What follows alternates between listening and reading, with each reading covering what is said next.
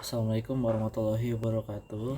Saya Ihsan Dwi Kaputra dengan NIM 1030124001119. Di sini saya akan menjelaskan tugas CLO 4 kalkulus 2. Nomor 1 di sini ada fungsi skalar fxy sama dengan x kuadrat min 3y kuadrat dan titik P sama dengan 1,3.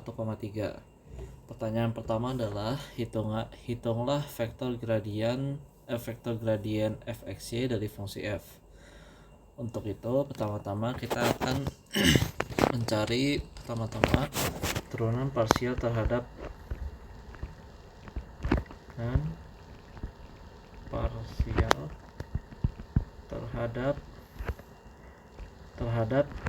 x. Maka di sini do f ox maka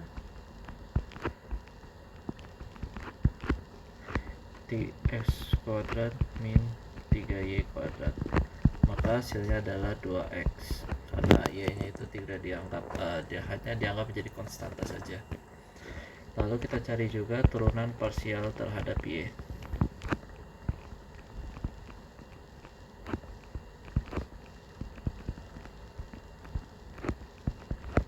Sama seperti tadi, sehingga do y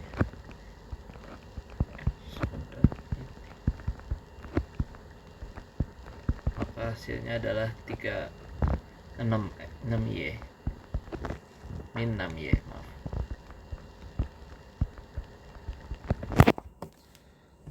Oke, karena vektor gradien adalah vektor yang komponennya adalah turunan-turunan parsial dari yang mau terhadap x dan y, maka vektor gradiennya adalah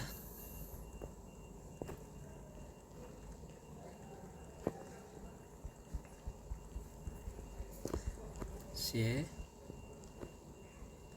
do f do x, do f do y, maka dari hasil tadi kita adalah 2x, min 6y.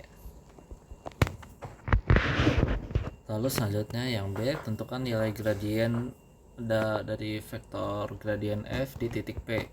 Karena P nya sudah diketahui 1,3 dan 1 ini adalah x dan 3 ini adalah y, maka kita tinggal substitusikan dari nilai yang sebelumnya kita cari, sehingga do f x, y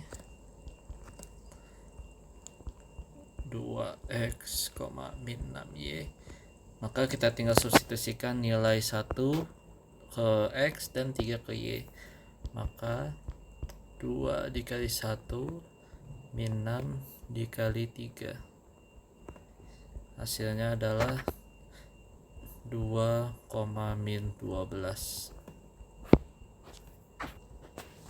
Lalu yang selanjutnya, hitung turunan berarah du fp dengan vektor u adalah vektor yang searah dengan vektor a. Untuk ini pertama-tama kita harus mencari vektor satuan u yang searah dengan a nya dulu. Cari vektor satuan u yang searah dengan a.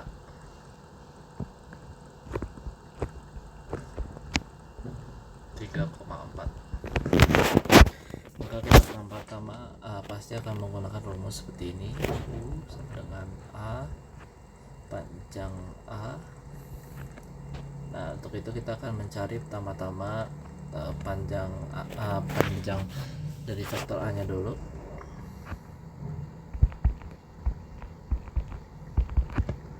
Yaitu dengan akar 3 kuadrat ditambah 4 kuadrat akar 9 tambah 16 akar 25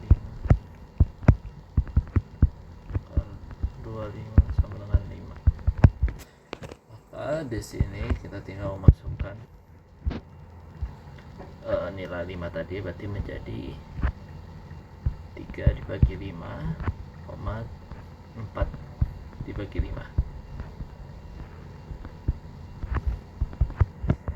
Lalu sekarang kita hitung turunan berarahnya.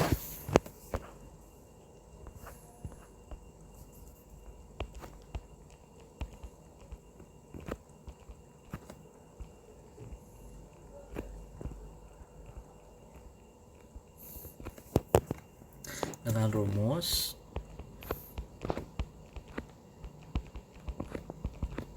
vektor gradien dari Fp dikali dengan U.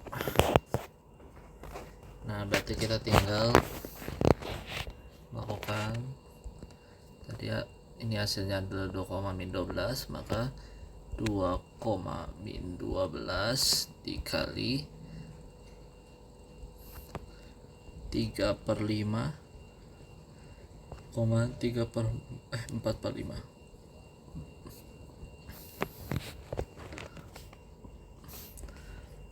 Maka di sini ini dikali ini dan negatif 12 kali 4/5, maka hasilnya ini 2 dikali 3 berarti 6/5 ditambah negatif 12 dikali 4, negatif 48, berarti ini jadi negatif 48/5, maka hasilnya adalah negatif 42/5.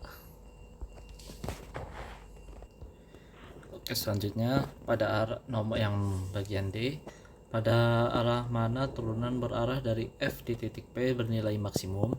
Berapa nilai maksimumnya? Untuk arah turunan maksimumnya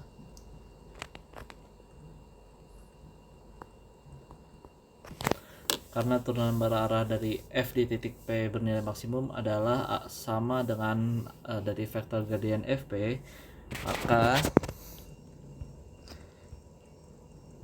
Fp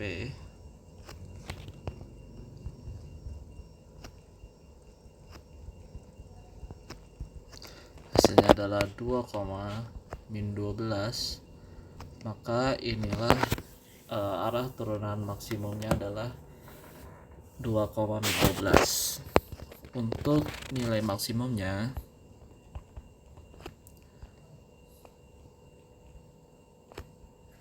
kita akan mencari panjang dari vektor gradien Fp ini.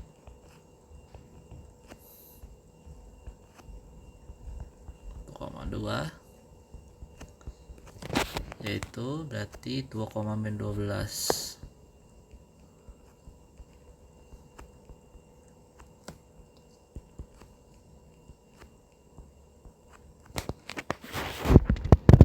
Berarti 2/2 ditambah negatif 12/2, maka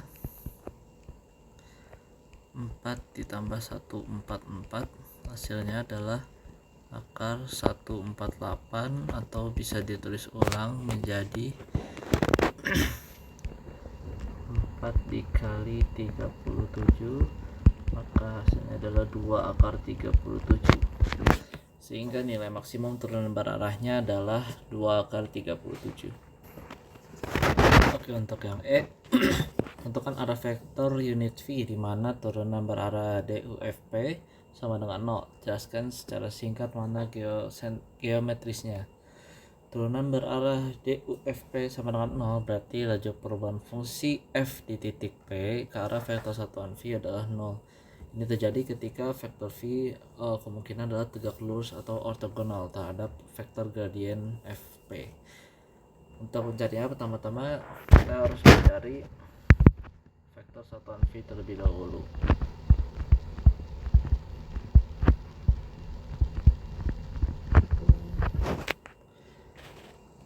Karena V ini adalah kemungkinan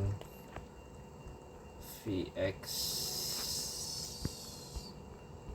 Vy, sehingga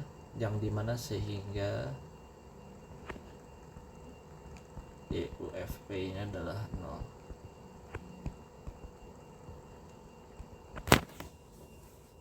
Pertama-tama kita tahu bahwa DUFP itu adalah vektor gradien. Saya tulis di sini. Vektor gradien FP dikali V sama dengan 0. Maka dengan vektor gradien FP-nya adalah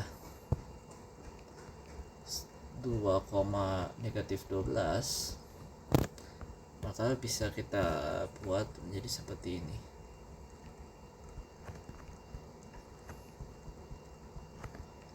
Dikali dengan Vx kali VA, VA sama dengan 0, jangan lupa. Maka kita tinggal mengkalikan saja ini dengan ini dan ini dengan ini. Jadi 2Vx min 12 VA sama dengan 0. Lalu 12 VA ini bisa kita perluaskan menjadi 2Vx sama dengan 12 VA. Dan terakhir 2 ini bisa kita ambil menjadi Vx sama dengan 12 dibagi 2 adalah 6 VA. Sehingga untuk Vx ini adalah 6 VA. Karena V adalah vektor satuan, maka V kuadrat X ditambah V kuadrat Y sama dengan 1. Maka kita bisa mensubstitusikan nilai Vx ini menjadi 6 VA, yang dimana 6 VA kuadrat ditambah VA kuadrat hasilnya adalah 6 dipangkatkan 36 kuadrat tambah VA kuadrat sama dengan 1, maka hasilnya adalah 37 VA kuadrat sama dengan 1, yang dimana berarti kita bisa pindah ruaskan kembali V kuadrat Y menjadi 1/37, atau VY nya adalah 1/37. Lalu sekarang kita bisa mencari Vx.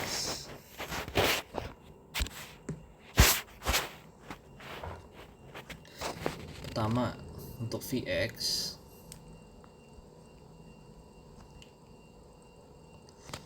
jika V nya adalah 1/37, maka Vx nya sama dengan 6 kali 1/37, atau sama dengan 6/37.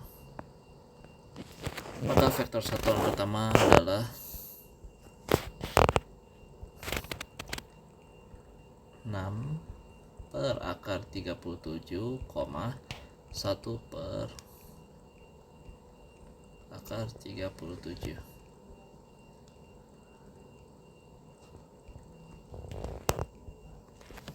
Lalu jika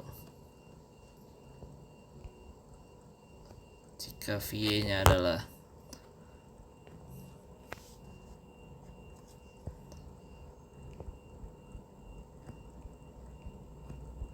negatif 1/37, maka Vx nya sama dengan 6 dikali negatif 1/37, atau negatif 6/37. Maka V2 nya adalah negatif 6/37, negatif 1/37. Saya lupa bilang, karena ini kuadrat maka dia harus plus minus ya, karena kan mau dia plus atau minus pasti hasilnya tetap 1/37. Jadi kita akan mengambil dua kemungkinan. Jadi terdapat dua vektor arah satuan yang dimana turunan berarahnya 0 itu ada di V1 ini 6 per akar 37,1 per akar 37, dan V2 ini adalah negatif 6 akar 37 negatif 6, per akar 37, negatif 1 per akar 37. Secara makna geosentrisnya,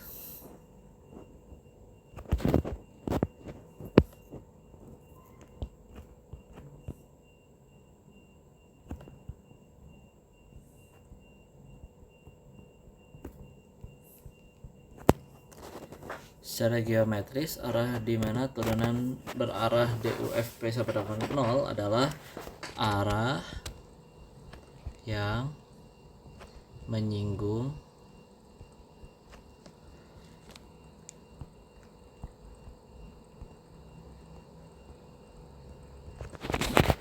kurva ketinggian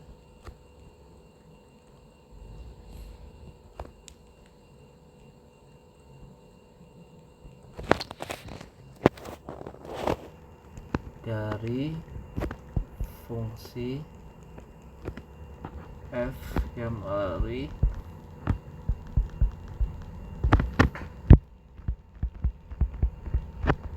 titik P.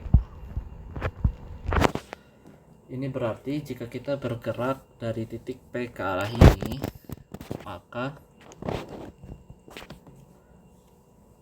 nilai fungsi f tidak berubah secara instan atau laju perubahannya 0. Vektor-vektor ini selalu tegak lurus terhadap vektor gradien yang menunjukkan arah perubahan tercepat. Oke, lanjut. Untuk soal nomor 2, diberikan fungsi f x, y sama dengan x pangkat 3 min 3x ditambah y kuadrat. Untuk bagian A, hitung turunan parsial pertama fx dan fy. Mudah saja.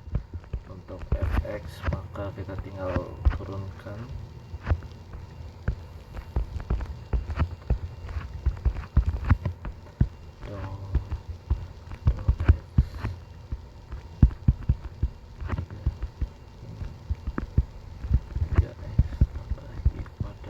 yang kita turunkan hanya x nya saja, maka hasilnya menjadi 3x dikurang 3. Lalu untuk fy nya maka do f do y dengan do y x3 min 3x ditambah y kuadrat, maka kita tinggal turunkan y nya saja menjadi 2y.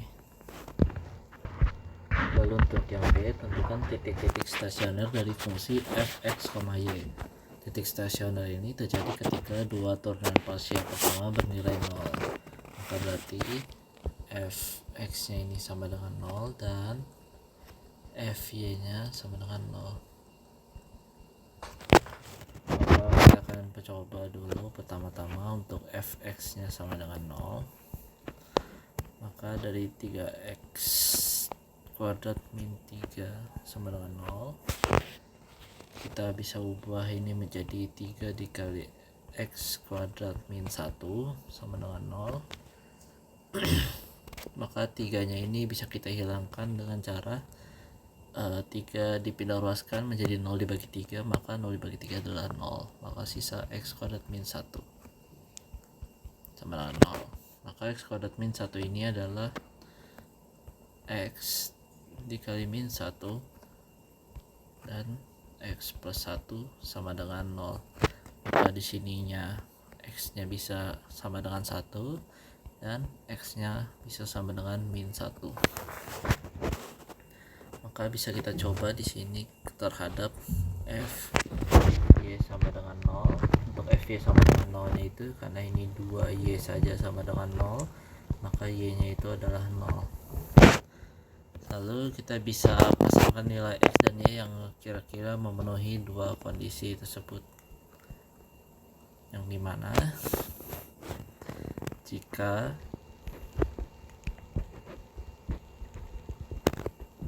x sama dengan 1, maka titik stasionernya adalah 1,0. Sedangkan jika X nya adalah sama dengan min 1, maka titik stasionernya adalah min 1,0. Jadi titik stasionernya adalah 1,0 dan juga min 1,0. Lalu untuk yang B yaitu masalah kedua, yaitu pertama-tama di sini ada fxx atau turunan kedua dari x, karena tadi kita sudah dapat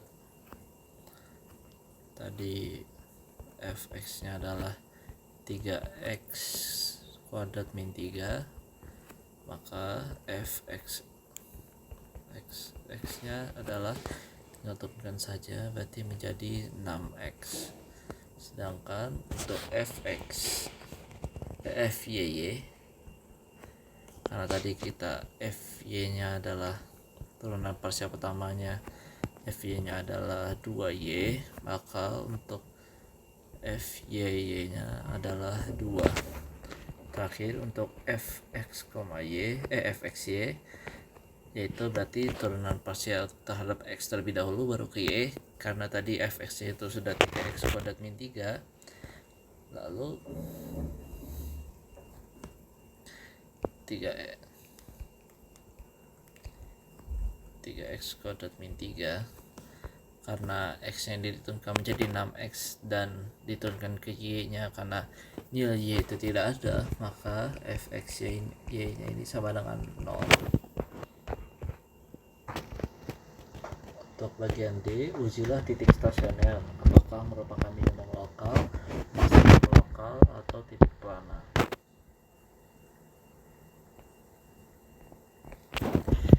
Untuk ini kita menggunakan uji turunan kedua, yang dimana kita akan menghitung diskriminannya terlebih dahulu, yaitu dengan D x, y sama dengan fxx dikali fyy dikurangi dengan fxy kuadrat. Karena tadi kita sudah mendapatkan nilai fxx dan fyy dan juga fxy, maka kita tinggal substitusikan saja 6x dikali dengan 2 dikurang 0 kuadrat, maka hasilnya adalah 12x. Lalu kita akan uji di titik pertama, yaitu 1,0, yang dimana berarti fxx itu adalah 1,0 adalah berarti 6,1, hasilnya adalah 6. Maka untuk di D 1,0 sama dengan 12 dikali 1,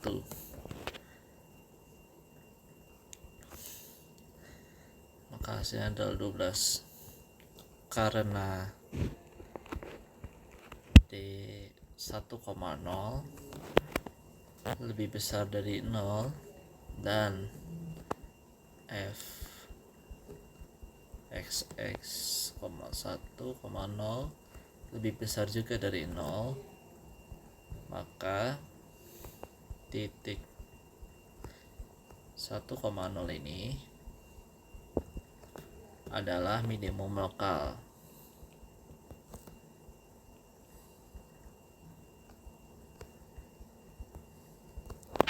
Lalu kita uji yang kedua, yaitu misalnya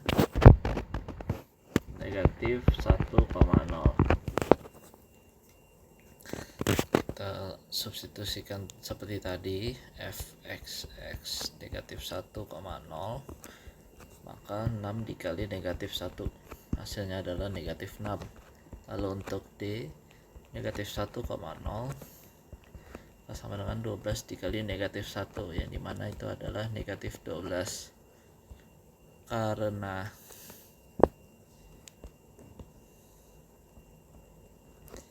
D itu adalah D negatif 1,0 lebih kecil dari 0, maka titik negatif 1,0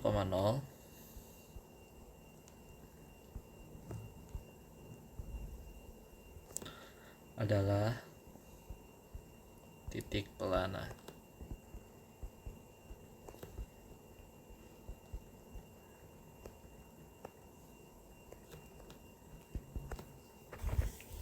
Lalu yang terakhir bagian E, jika ada titik maksimum atau minimum lokal, jelaskan apakah titik tersebut merupakan maksimum atau minimum global. Untuk menemukan satu titik minimum lokal di 1,0, nilai fungsi di titik ini adalah kita akan mengambil fungsi di awal, yaitu 3x pangkat 3 min 3x ditambah y2.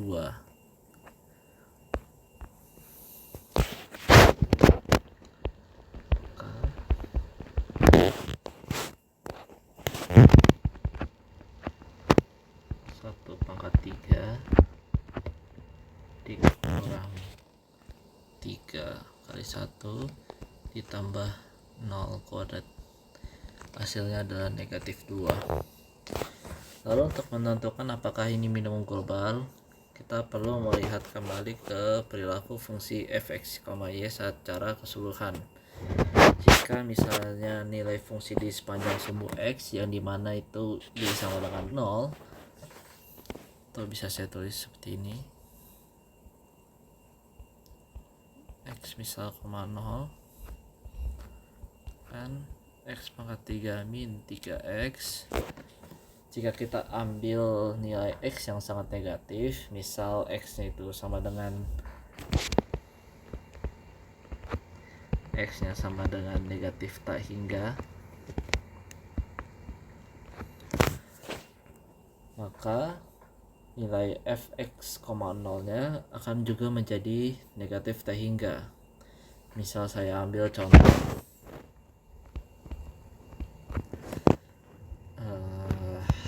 f negatif 10,0, maka hasilnya adalah negatif 10 kalikan 3 dikurang 3 dikali negatif 10, maka ini adalah negatif 1000 dikurang negatif 30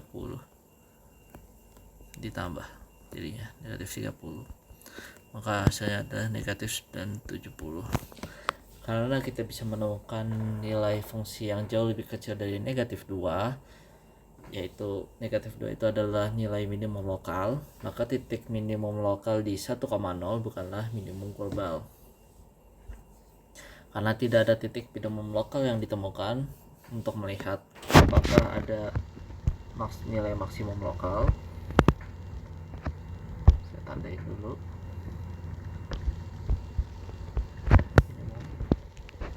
Untuk maksimum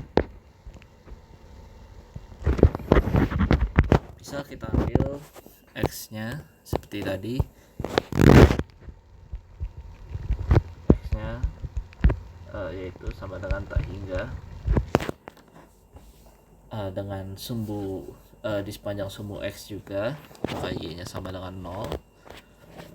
Maka kita bisa coba pula nilai fx nya ini 0 akan menjadi tak hingga pula. Misal kita ambil contoh seperti tadi, misal f10,0, maka 10 dipangkatkan 3 dikurangi dengan 3 dikali 10, maka dia akan menghasilkan 970.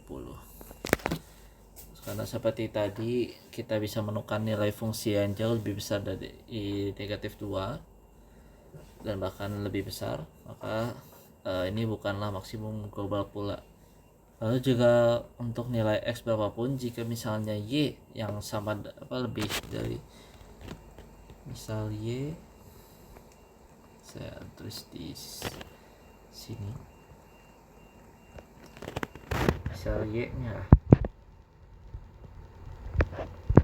yang sama dengan tak hingga atau pula negatif tak hingga, maka y kuadratnya mau yang tak hingga ataupun negatif tak hingga akan menjadi tak hingga, dan fx, y adalah tak hingga. Karena fungsi dapat mencapai nilai positif tak hingga, maka tidak ada maksimum global.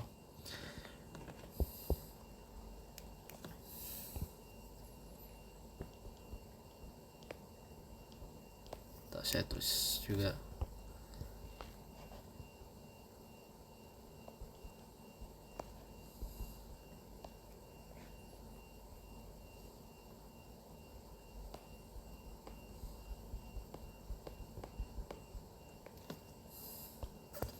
Sehingga tidak ada maksimum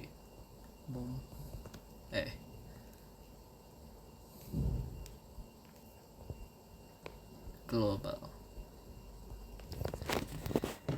Oke, sekian dari saya. Terima kasih. Kurang lebihnya mohon maaf. Wassalamualaikum warahmatullahi wabarakatuh.